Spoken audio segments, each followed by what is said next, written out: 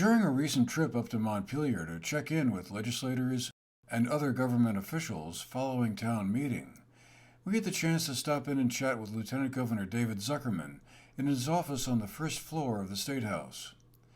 When the state Senate is in session, on the floor of its chamber, Lieutenant Governor Zuckerman presides and is on hand to cast the tie-breaking vote if the chamber is equally divided.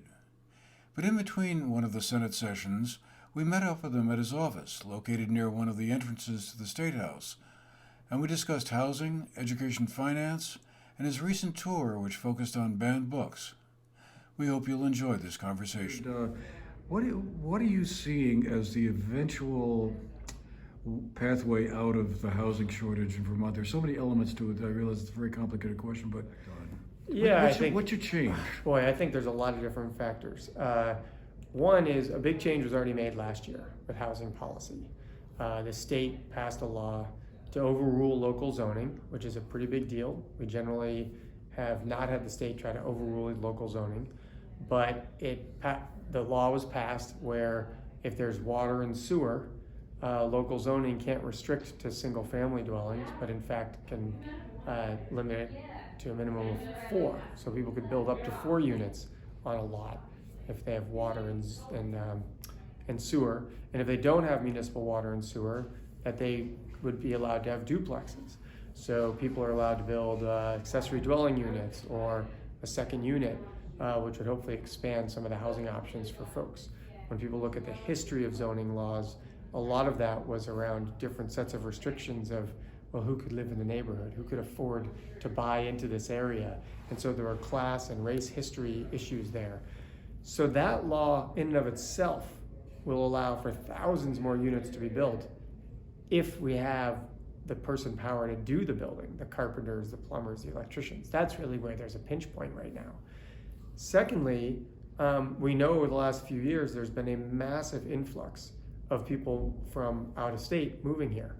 Between the pandemic, the climate, and frankly, political policy of some states, Vermont's become a very attractive place to live. I just heard on the radio this morning from the Northwest Vermont realtors that Vermont has the highest rate, doesn't mean the biggest number because we're a teeny state, but the highest rate of in-migration of any state in the country. I've still got to back that up and go look at the facts myself, but that's what that realtor had said.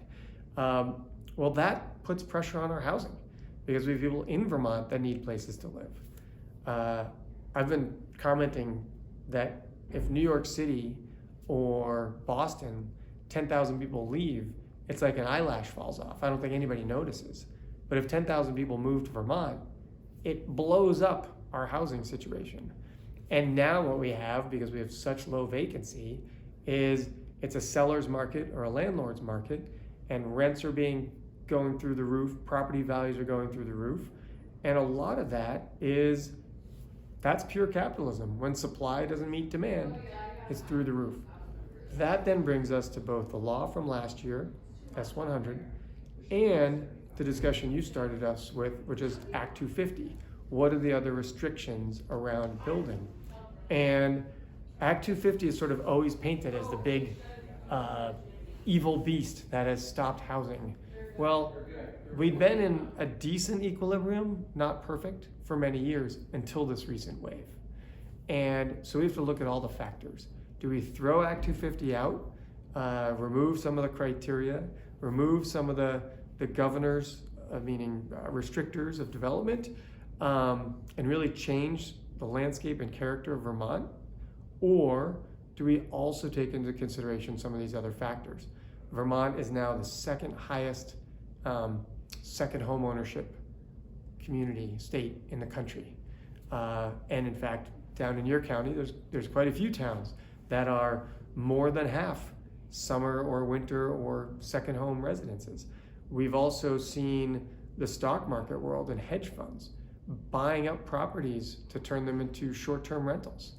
And we have to look at whether the state has a role to play in saying, wait a minute, those of us that have second homes, and I am someone who does, I co-own a second property with some friends of ours, we should probably pay more for that privilege because that's a home that someone else can't live in.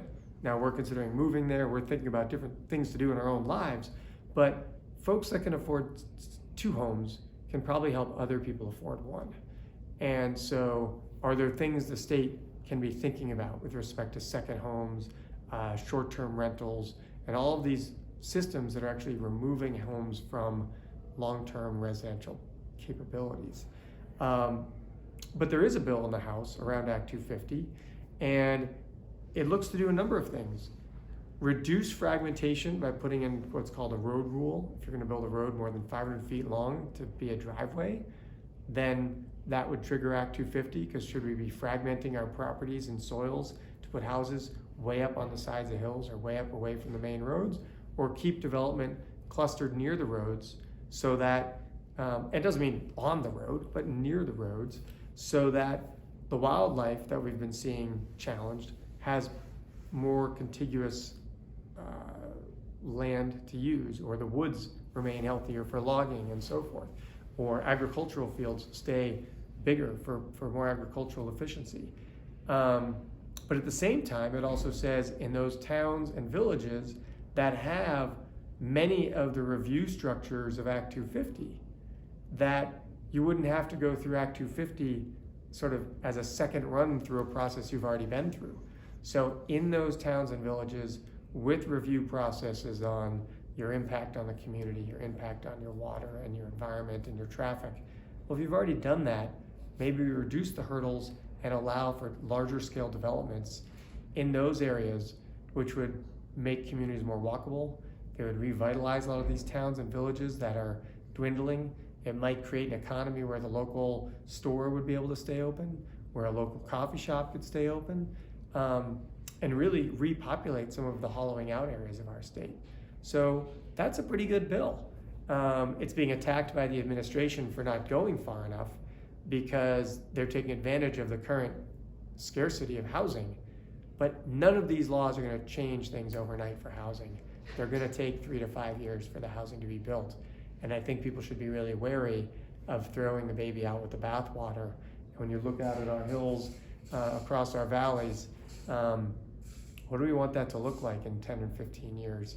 And what are those environmental consequences when we know, as we overdevelop and we drive longer distances, we're adding to the climate issues that have exacerbated the types of floods we've been having? They're all interconnected. Sorry to go on so long. No, well, it's hopefully that tied some things together for you. Oh yeah, no, I mean, it's a super complicated subject, and there's so many different aspects to it.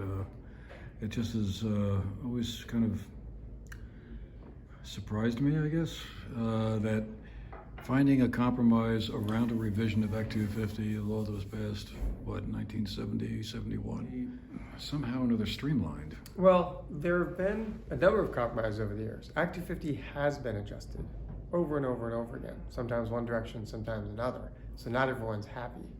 One of the things that someone explained to me the other day that was really insightful is that the Agency of Natural Resources, which reviews a lot of the environmental permits that people get, still has oversight through the political process up to whoever is governor. And there have definitely been times in the past where permits are issued that probably to the rule of the law should not have been, because someone got someone to say, make sure that happens.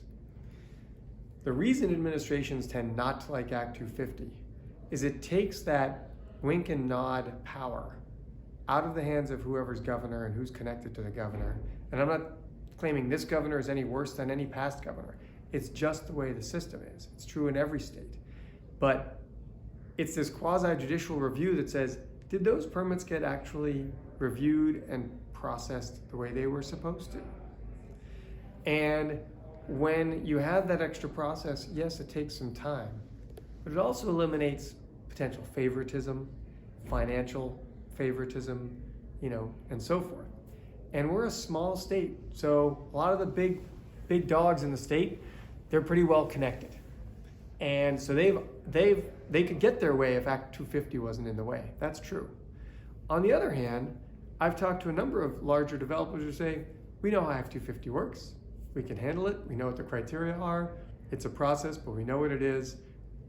We know in this area, at this scale, we can get something done. We just have to make sure to cross our T's and dot our I's. And so when you look at the number of permits that are successful and how long they take, it actually is not the beast that is often claimed to be. Other people say, well, people won't submit permits anymore because they know it won't go through. Well, those are the rules. It doesn't go through because that was the collective decision that we don't want massive developments everywhere. We want to keep development in certain areas, which frustrates some people. But it also is part of what keeps Vermont the incredibly beautiful place it is.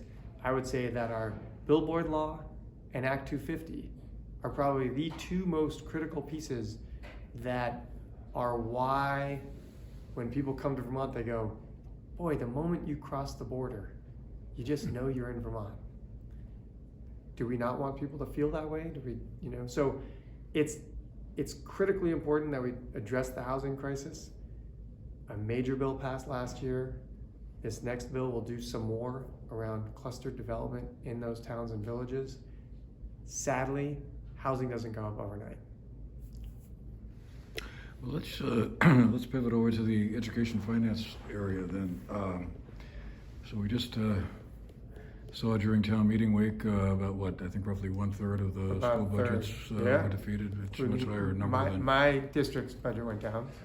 I guess I just wonder if we reached a point where there really needs to be kind of, in addition to a short-term fix for this year, The massive overhaul. time for a longer-term look. I think it is certainly important every 15 to 30 years, and it's been over 20 years since Act 60. It was one of the first years I was here, 1997, I believe we passed Act 60, so 27 years ago. And that was the major overhaul. 68 was a chunk, and 46, as you said, a littler one, to maybe consider the broader overhaul. But again, it's important to remember that had we not implemented those laws, almost all of our small schools would already be closed.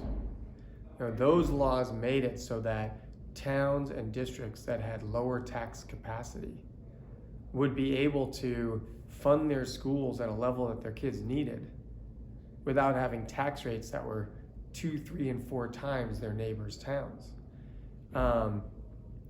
So in that way, many of these smaller districts that inherently were going to start leading to higher costs, or many of them. There are small districts that are very efficient, so not all eggs are the same in the basket.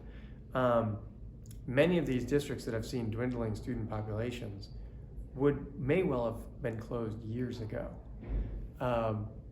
And that would have been a shame. We know how amazing these small schools are. They're personalized teaching. People know everybody throughout the school. There's intergenerational activities, which I think is really healthy in society. And unfortunately, even with those changes, we're now at that collapse point. And so the question is, what do we want our systems to look like? Because if you were to travel to most other parts of the country and you had 75, 76,000, whatever the population of students that we have, they would not be spread over an area of the state of Vermont. Cities would have them, every school would have 400 kids and they'd be 10 blocks apart. And so we are in this challenging geographical structure where we have small towns that are often over the hill from another town or major around the bend from another town, whatever the geographic challenge is. And there's only so many families and kids in those areas. I mean, again, back down in Bennington County, you've got the sort of Langrove, Peru area. How many kids are left? How many families live in those towns? And so kids are going a long way to get to school. So the question, if we do a big overhaul, is does that overhaul include the state saying, we're going to close 15 schools, 40 schools, and I don't know what the number is. Those are just random numbers. But what happens if rather than rebuilding and investing in all the infrastructure that's had deferred maintenance, we say, all right, we're going to have fewer schools, period.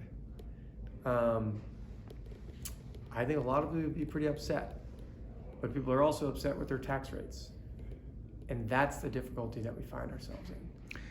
Is there a way to kind of put downward pressure on those tax rates and leave a lot of those small schools open? Is it the case that maybe we're just simply expecting schools to do too much? I think that's a fair question. So mental health. I think many people are open to saying to people who are concerned, what standards would you remove? What services do you think are okay to remove? I'm not saying you suggested it, but you just mentioned mental health. So kids have gone through the trauma of COVID, of the economic uncertainty that created for a lot of families and that we're still challenged by, with inflation between the COVID supply chain issues and the war in Ukraine and Russia invasion. Costs are up from a year and a half of high inflation. Even though inflation's under control now, people's economies are still challenged. The climate shifting is very mentally disturbing for a lot of our sort of maybe 6th, 7th grade up through high school age kids, because they know what's going on. Our democracy is under attack. January 6th was not insignificant. We're a very highly civic state, and so I think a lot of kids are aware of the concerns people are feeling about the shift in people's acceptance of authoritarianism. You know, if you don't get your way, change the system. That's not how we used to be. We used to believe in the system whether we got our way or not. That range of pressure, and we're feeling it as adults, but those kids really don't have the same tools we have to handle it. So do we remove mental health services? Do we remove remedial education for kids that didn't get as much reading when they were kids? Because the long-term costs of that are huge. You know, kids become much more functioning adults if they are better served through their preschool and education system to be contributory members of society one way or another. I think that the massive child care bill from last year, that will show results 3, 4, 6 years from now that might actually lead to fewer costs in schools, because kids going through good preschool and early education and child care will come to school better prepared to learn. And so hopefully some of these costs would go down. Are there administrative consolidation? Is there more to be done there? Maybe that's another way to look. Do we have fewer districts? Could we have 22 districts? You know, some counties have 2, some even only have 1, so that some of the overhead gets cut out. Do you cut sports? Do you cut arts?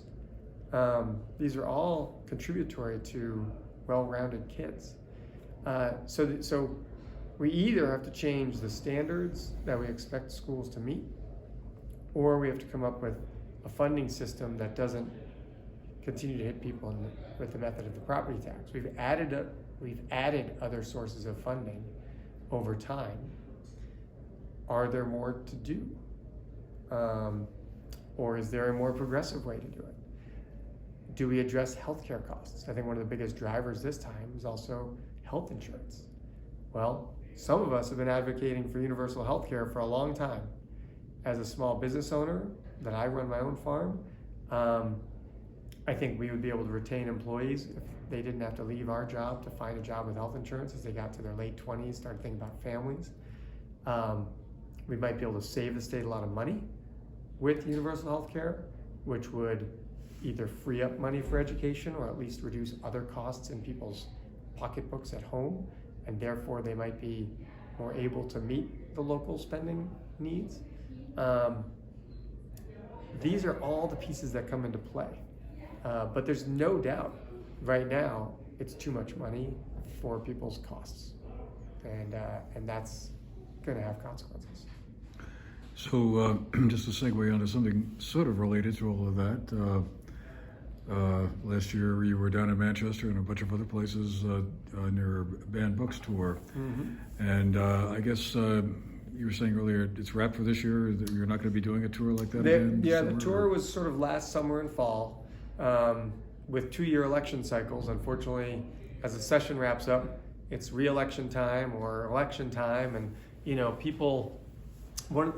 there's a real value to the 2-year term. Everybody gets to kick the tires and revisit, all of us elected officials, every 2 years and decide, do we want you back or do we not want you back? Do we never want you? Do we always want you? Whatever. But one of the downsides is that time to really go deeper into issues disappears every other year. So the banned book tour is wrapped up, or maybe I think we might have one or two more, but it's sort of wrapping up. The conversations were amazing. Some had a wide range of views, which I think is particularly healthy. Manchester had a few folks with different views. Bennington did as well. It was really actually, your county was great for that. Because I think it helps to have different perspectives in those conversations. There is legislation that has been introduced, and I think it's potentially going to move to make it so that the issue of whether a book should be banned or not does not become a politicized issue at the local school board, where majority rule suddenly starts to change the issue of, or overrule the issue of education or free speech, or nuance. And so that legislation, I think, looks a lot like the Illinois legislation, which says, you can't just ban a book by the vote of a school board because of a loud group that may well be, or often is, a minority in the local population, but they're active. But instead, that there needs to be a fully developed policy where books would be reviewed, the subject matter would be reviewed against some criteria. It couldn't just be removed because of a partisan reason or a political reason, but there might have to be a deeper established reason in those procedures and policies to remove a book.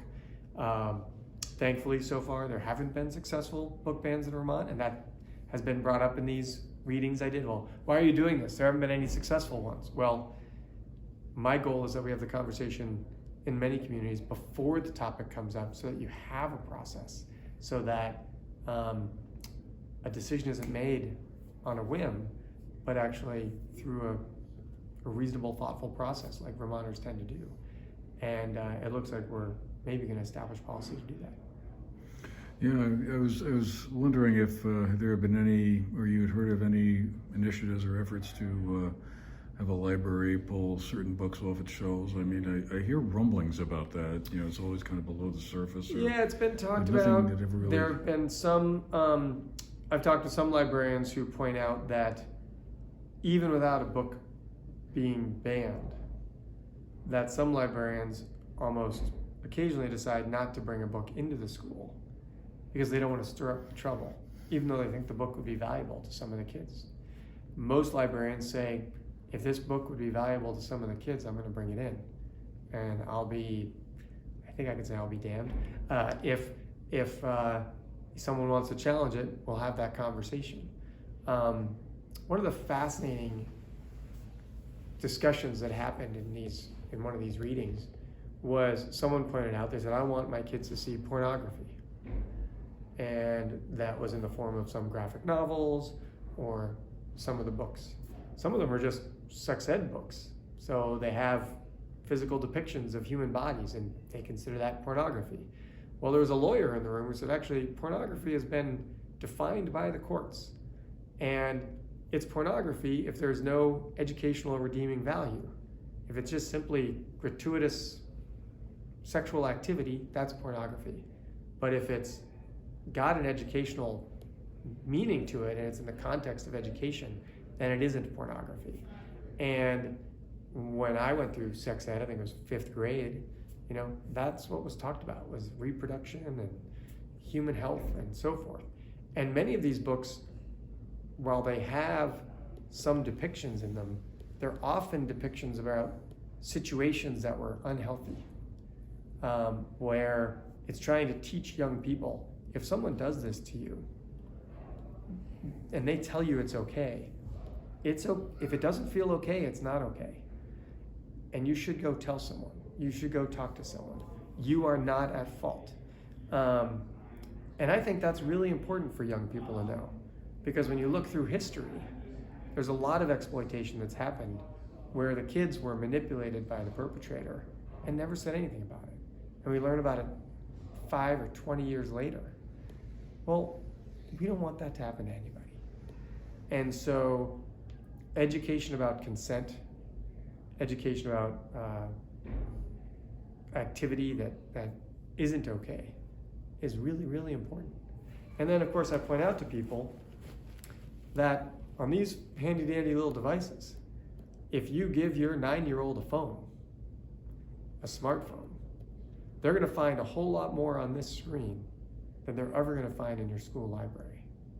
And there's no librarian guiding them away from that book because they're too young, or directing them to something else because of that, or talking over what the material is really about, or teacher when it's in their phone.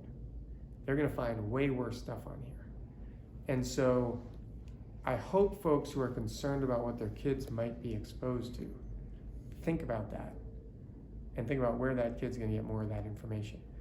And the other piece is, you have a right as a parent to your kid, I believe, is 16 years old, to talk to their teacher or the librarian and say, I don't want my kid to have that book.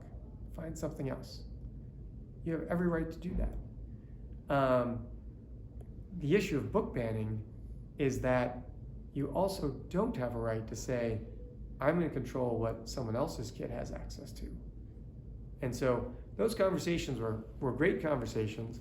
I'm glad that some legislation is coming up to maybe address a policy about that.